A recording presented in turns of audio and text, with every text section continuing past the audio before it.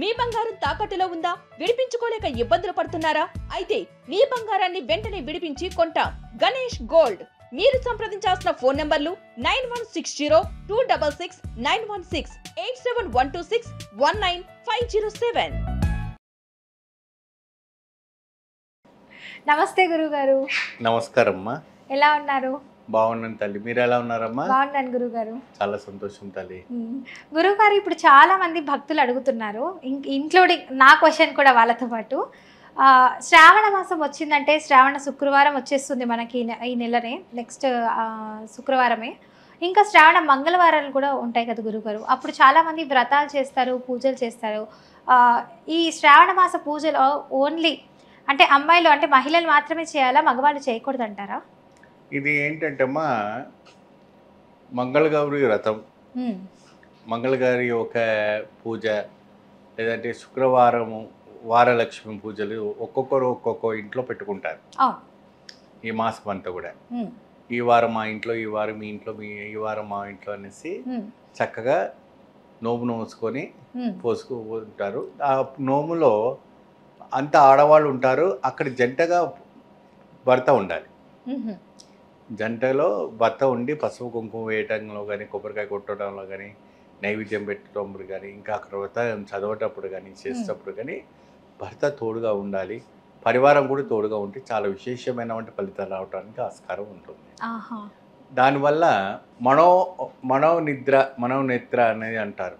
ఆ దోషాలన్నీ తొలగిపోతుంది. మనం అంటే మన శరీరంలో ఉన్నవంటి ఏదైతే ఉంటుందో ఆ ఒక్కవన్నీ కూడా తొలగిపోవడానికి అవకాశాలు కనపడుతూ ఉంటుంటాయి. ఎక్కువ శాతం కూడాను విజ్ఞానాలు తొలగిపోవడానికి భార్యాభర్తలను కూర్చోబెట్టి చేయటం. సో సంతానపరంగా కావచ్చు, ధనపరంగా కావచ్చు, మరి ఏదైనా ప్రాపర్టీ ఇల్లు కొనుక్కోవాలనుకున్నా కూడా అది సక్రమంగా నిర్విఘ్నం కాకపోవని కార్యక్రమాలు ఉంటుంటాయి. అవును గురుగారు. సో మేము కొనుక్కుంటాం కాబట్టి మాకు ఎటువంటి కూడా డబ్బులు ఉండి కూడా ముందుగా సాగలేకపోతున్నాము, చాలా వరకు ఇబ్బంది పడిపోతున్నాం కాబట్టి మాకు కావాల్సినటువంటి ఇదిగా ఉండాలని చెప్తుంటారు. సో అటువంటి సందర్భంలో మీరు ఒక వ్రతాన్ని నియమించుకున్నప్పుడు, ఎప్పుడైతే మంగళగౌరి వ్రతం కానీ, లేదంటే ఒక లక్ష్మి వైభవ లక్ష్మి కానీ, ధైర్యలక్ష్మి కానీ, సంతాన లక్ష్మి కానీ, గజలక్ష్మి కానీ, మహాలక్ష్మి కానీ ఏమా ఇటువంటి లక్ష్మి అమ్మవార్లని ఎప్పుడైనా కూడా పూజ చేసుకున్నప్పుడు సత్య సమేతంగా కూర్చొని చేసుకుంటే చాలా విశేషం. అది ఒకవేళ ఆయన సమయంలో అనుకూలంగా లేనప్పుడు, ఆయన ఊర్లో లేనప్పుడు మాత్రం అయితే పర్వాలేదు, వారి ఒక అంగవస్త్రాన్ని ధరించుకొని మహిళలతో పాటు కూర్చొని తామర పువ్వులతో ఎక్కువ శాతం చేయాలి. ఈ పూజ ఎప్పుడు కూడాను తామర పూలతోనే చేయాలి. ఎందుకంటే పద్మకాంతంతో ఉంటుంది ఎప్పుడు కూడా అమ్మవారు. ఆ పద్మకాంతంలో ఉంటుంది. ఎందుకు అంటే ఎప్పుడైతే కూడా నీళ్లు పొంగుతున్నప్పుడు పద్మం అనేది పైకి ఎదుగుతూ ఉంటుంటుంది. కాబట్టి మన ఒక జీవితంలో కూడాను ఎదగాలి, మన జీవితంలో కూడా మంచి ఒక అద్భుతమైనటువంటి ఒక పొజిషన్ రావాలంటే ఆ పద్మ కమలకాంతంతో పూజించాలని. పద్మంలోనే పుడుతుంది లక్ష్మీదేవి కాబట్టి ఆ ఒక గౌరి అయినా సరే, అమ్మవారైనా సరే ఆ పద్మంలోనూ పుడుతుంది కాబట్టి చక్కటి వైభవమైనటువంటి పూజ చేసుకొని ఈ యొక్క కైంకర్యం చేసుకుంటే చాలా అతీతమైన ఒక సంపద రావటం అనేది జరుగుతుంది. అతీతమైన ఒక వైభవం రావడం జరుగుతుంది. అంటే ఇప్పుడు ఈ పూజ అన్నది భర్త క్షేమంగా ఉండాలి, దానికోసమే చేస్తారంట. భర్తను, భార్య పిల్లలు క్షేమంగా ఉండాలని, ఇంటి పరివారం క్షేమంగా ఉండాలను, మన కొత్తగా ఇల్లు గృహప్రవేశం చేసుకోవాలని కూడాను మనం ప్రయత్నం చేసుకోవచ్చు. కానీ నాకు తెలిసిన కొంతమంది మగవాళ్ళు ఉన్నారండి, ఫ్రెండ్స్, వాళ్ళు అంటుంటారు ఇది లేడీస్కి మాత్రమే పూజ, మగవాళ్ళు చేయరాదు, మాకేం అవసరం ఉంది, మేము ఆఫీసులకి వెళ్ళాలి, ఇలా మాట్లాడుతున్నారు కొంతమంది. అంటే ఇప్పుడు వారి ఇష్టాలు బట్టి ఉంటుందమ్మా. ఇప్పుడు భార్యాభర్త చేసుకుంటే ఇద్దరికి అంటే భర్త క్షేమం కోసం అమ్మాయిలు చేస్తున్నారు పూజలు, మరి భార్య కూడా క్షేమం కోసం చేయాలి కదా, చేయాలి కదా. అంత టైం లేదు, మేము చేయము, అది ఓన్లీ భర్తలకు మాత్రమే, సో తాళి కట్టారు కాబట్టి భర్తలు, సో మీరు మాత్రమే చేయాలి పూజలు అంటున్నారు. అలాంటి ఏమి ఉండదమ్మా. వాస్తవానికి భార్య భర్త ఇద్దరు కలిసి చేసుకుంటే చాలా సంసారమైనటువంటి సుఖదాయకం ఉంటుంది, అద్భుతమైనటువంటి ఫలితాలు రావడానికి ఆస్కారం కనపడతాయి. నిజంగా గురుగారు, అంటే ఆ రోజు మంత్రాలు ఏమేమి చదువుకుంటే బాగుంటుంది అంటారు? ఉపాసన చేసేటప్పటికి మనకి ఇక్కడ నైవేద్యం అనేటప్పటికి కొన్ని రకరకాలమైనటువంటి ఒక సిస్టమ్స్ ఉంటాయి. మన చిత్రాన్నము, పులిహోరాన్నము, పెరుగన్నము, దద్దోజనము, మరి అనేక రకాలమైన 5 రకాలమైనటువంటి పళ్ళు, ఫలాహారాలు, పాయసము, గూడానము, ఇటువంటివి కూడా నైవేద్యాలను ఏర్పాటు చేసుకోవచ్చు.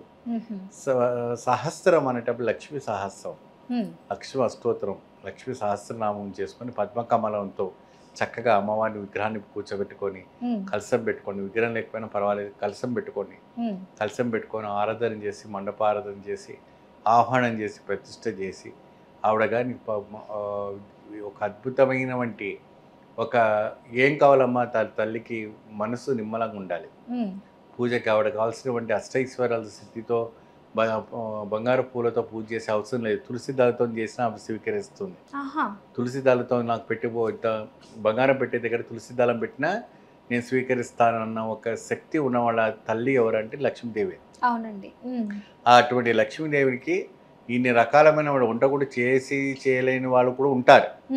సో ఇన్ని రకాలుగా చేయాలా గురుగారు అనేసి మనం అనుకుంటే మీరు ఇంత పెరుగన్నం పెట్టండి, నిజంగా ఉన్నోళ్ళు ఎంత పెడతారు, లేని వాళ్ళు ఏం చేయలేరు. ఇంత పెరుగన్నం పెట్టండి, మీరు ఏమి లేకపోయినా ఇంత పాలన్నం పెట్టి దాంట్లో ఇంత తులసి ఆకు వేసి నైవేద్యం పెట్టండి, చాలు.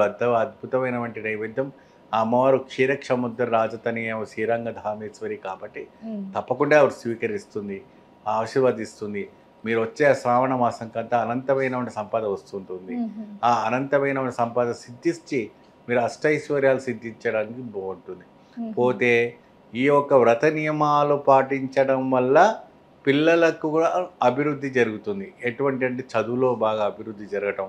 ఇప్పుడు బాగా పరీక్షల టైము, ఇంటర్మీడియట్, 10th లో ఉంటారు కాబట్టి ఎక్కువగా వాళ్ళకి ప్రెషర్స్ బాగా తగ్గించి అమ్మవారు సరస్వతి దేవిగా అనుగ్రహించి ఇష్టదాయకిగా అనుగ్రహిస్తూ ఉంటుంది. చాలా అద్భుతమైనటువంటి ఒక వైబ్రేషన్స్ ఈ శ్రావణ మాసంలో. అందుకే చక్కగా శివుడికైనా ఇప్పుడు మా నార్త్ సైడ్లో ఎక్కువ శాతం శ్రావణ మాసాన్ని వైష్ణవ ఆచారాన్ని కాకుండా శైవసానికి బాగా పూజిస్తారు.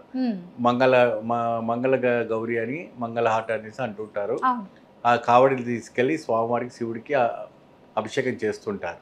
ఆ చేస్తున్నప్పుడే ఒక విశేషమైన ఒక ఫలితాలు రావటం, అనేక రకమైన ఫలితాలు రావటం అని జరుగుతుంది. చాలా చక్కగా చెప్పారు గురుగారు, ధన్యవాదాలు.